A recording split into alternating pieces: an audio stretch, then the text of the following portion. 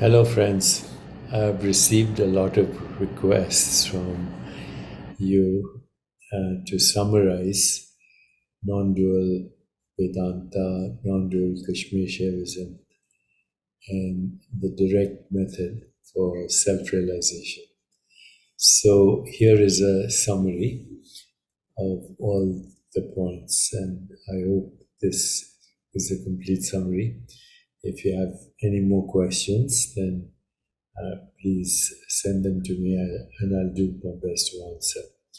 So, first, let's talk about the direct method as taught in Vedanta and espoused by the recent teacher Atmanand Krishna Menon. Here are the main points. Our raw experience is essentially just sensations, sense perceptions, images, feelings, and thoughts. That's what we experience. The notions of mind, body, and universe are based on human constructs interpreting raw sensations. Fundamentally, all we experience are modulations or expressions or fluctuations of consciousness.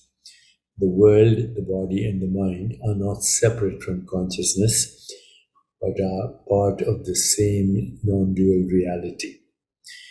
And the goal is ultimately to directly realize this non dual nature of consciousness rather than getting caught up in the conceptual divisions of mind, body, and world. This is the essence of the direct path taught by Advaita, Vedanta, and Kashmir Shaivism. Teachers like Atmanand Krishna Menon and other modern Advaita Vedanta practitioners emphasize the, the direct experience and the unity of consciousness rather than complex philosophical analyses. In the direct method of Advaita Kashmir Shaivism, there's also a concept called Maya, frequently translated as illusion. Maya is frequently referred to as the goddess of illusion as well.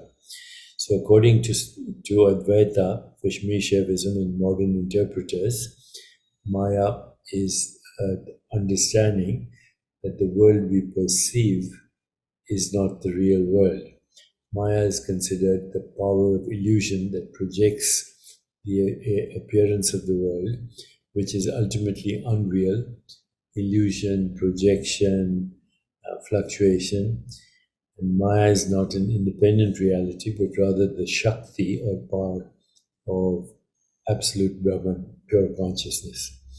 In Kashmir Shaivism, Maya is treated as a tattva or principle that is part of the 36 elements that make up the manifest universe. At some point, I'll talk about the 36 elements if you want. Maya is the power that limits and contracts the infinite consciousness of Shiva, giving rise to the appearance of diversity and multiplicity.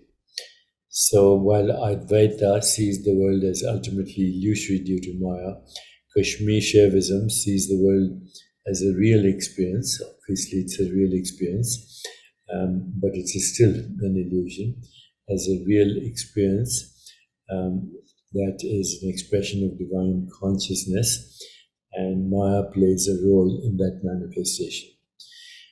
Both schools agreed that the ultimate reality is non dual consciousness, and the goal is to directly realize this rather than getting caught up in the apparent division of mind, body, and world.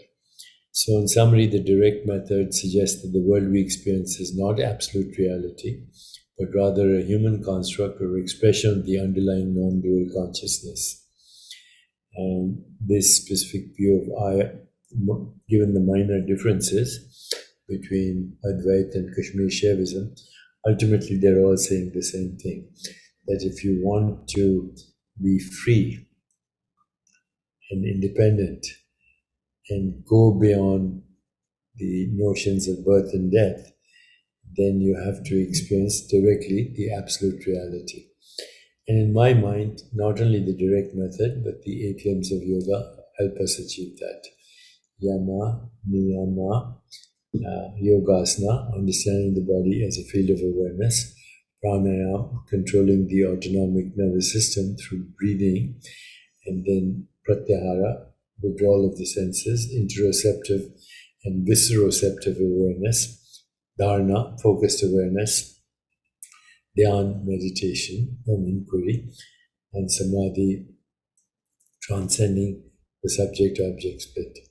This is the way to liberation. So, liberation does not occur when we do understand absolute truth, number one. When we cling and grasp experiences of Maya, which are illusory and ungraspable. When we recoil from the same experiences. When we identify with the ego body mind, which is part of the Maya. And when we fear death. In liberation, all this goes away. You find your identity as absolute Atman Brahman, number one. Number two, you have the spontaneous emergence of what we call platonic qualities like truth, goodness, beauty, harmony, love, compassion, joy, equanimity. And three, you lose the fear of death because death happens to the illusion and not to you. Let me know if you find this useful.